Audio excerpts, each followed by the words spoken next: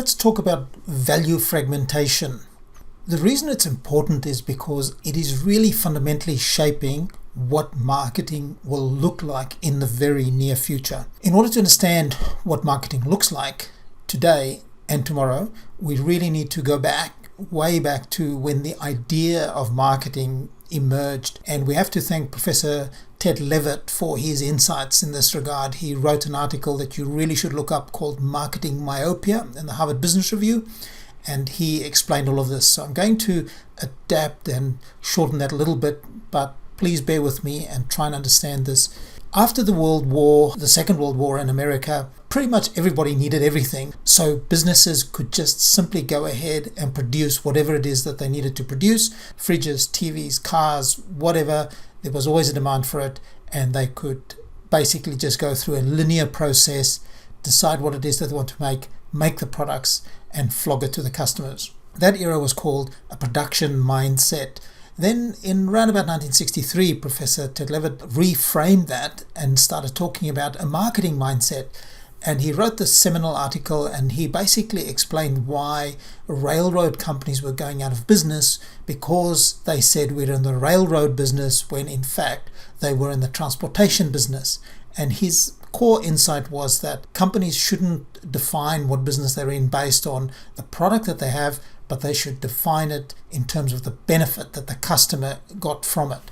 So that really created the marketing mindset.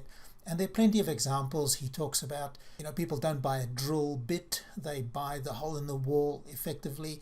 When you go and buy perfume, what you're really selling isn't just flavored water, you're selling sex appeal. That led to the creation of the idea of a product also not just being a simple actual product, but that there was a core benefit to that product in addition to having the actual product.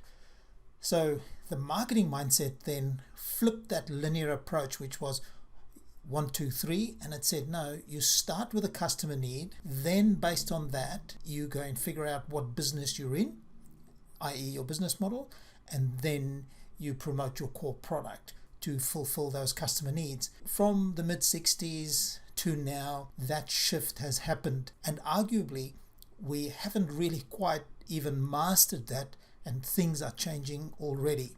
This is the shift that Professor Theodore Levitt described and encouraged us to make, and of course he was right. What we look like today and into the future is different. I believe that the flip is complete. We now go 3, 2, 1.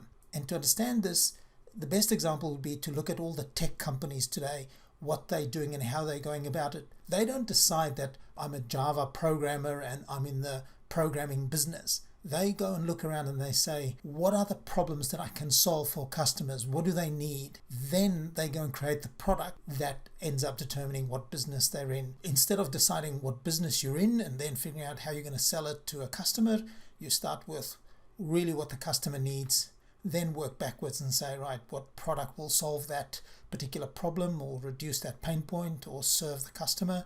And then you're going to figure out what it is that you do. A quick example would be Uber. They really sell fragmented value. People think Uber simply provides a service of hailing cabs conveniently. That is maybe even what the owners thought when they created the service. But what customers get from using Uber is completely different, and it's unique almost for everybody. So for instance, some people love Uber because it really gives them certainty and they can get to the place that they need to be on time, so they avoid the embarrassments of having to call that you're late, or the embarrassment of dealing with money and tips and payment. And it's more than convenience. There's a layer beyond that. It's convenience that's been broken up into little individual quirks for every individual, right down to the fact that when I hail an Uber, I can be sure that it'll arrive when it is going to arrive. I will be able to chill out in the car. I'll be able to even think and work on the presentation that I have to go and make at a client, and then walk into that meeting cool, calm and collected. So it's way beyond convenience. Importantly, it's way beyond what anybody thought when they even started creating the product. A good little exercise for you might be to think about, say, Netflix. It's more than just watching videos on your couch. There is something that Netflix enables for different people at different times that goes way beyond the convenience of not having to go out to the movies. And if you think about that, and if you get that, that'll be a good test to see whether you understand the concept of this value fracture. Now, this is where it gets a little bit technical, so I'm going to explain to you how that shift has happened. It moved from just being product orientated to the idea that there's a core product. Then the product became a bit more ephemeral, and now we're sort of moving into that era where even that ephemeral product is being fragmented right down to little scraps of individual whims. In terms of our orientation, so the label that we would give this as an umbrella term, we would talk about moving from a product or sales orientation to a customer orientation. And now we're sort of moving into that agile era where it's more about the needs of the people and right down to little fragments of individual whims. If you look at your market access, you can see again that it has become from a mass market, it shrinks down to focusing on target markets. Right now, when you talk to all the startups, they're very fond of using terms like avatars and personas because they're trying to find a representation of typical customers, and that is even finer, more granular than target markets or niche markets. And eventually it'll come down to the individual person. And by the same token, your sales channel has also now fragmented. It used to be a big department store that carried everything. Then it became a specialty store that carried only specific stuff.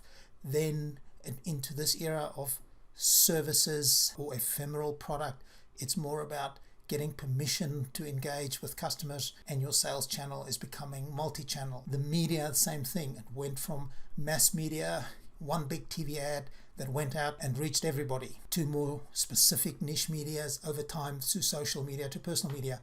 And your tools, same principle. It was typically the salesperson, then a brand ambassador, then the tools became online, and now today it's more about the Internet of Things. It's about automation. It's about your fridge ordering the milk from the supermarket directly. It's becoming very fragmented, very specific, very automated. It's smaller, it's quicker, and it's by an order of magnitude more difficult